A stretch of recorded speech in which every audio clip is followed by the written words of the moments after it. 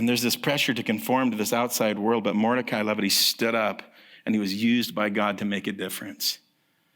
Esther stood up and she was used by God to make a difference.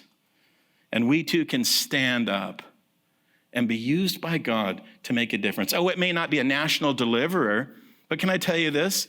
God using you to reach one person is still life to that one person. It's still God's heart. What did Jesus say through Paul? That Christ Jesus came into the world to save sinners. That's his mission. It's still his mission.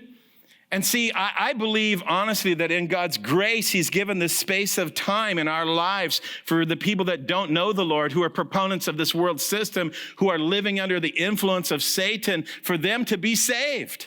I was one of them, man. I was a drug dealer. I destroyed lives. But I'm so thankful for God's grace and that space of time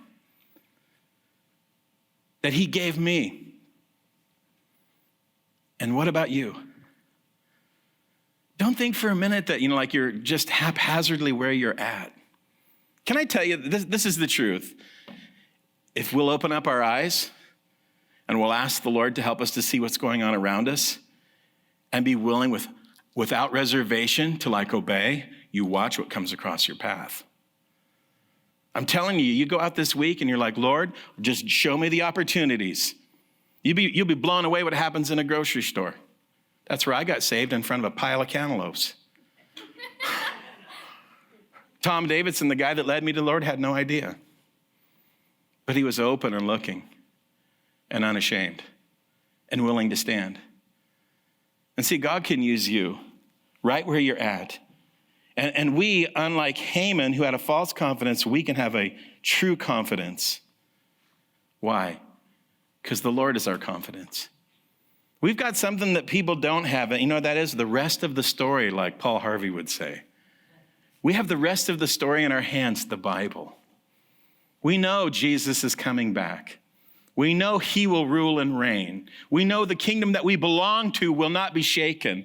And this kingdom, even our own country, which I love dearly, will be shaken.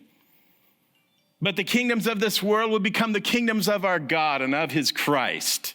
And we belong to that kingdom. I love what Paul says. That which can be shaken will be shaken. So that which cannot be shaken may remain. And man, when we line up with the kingdom, there's a confidence that we can have, because it's confidence in God, it's confidence in his kingdom.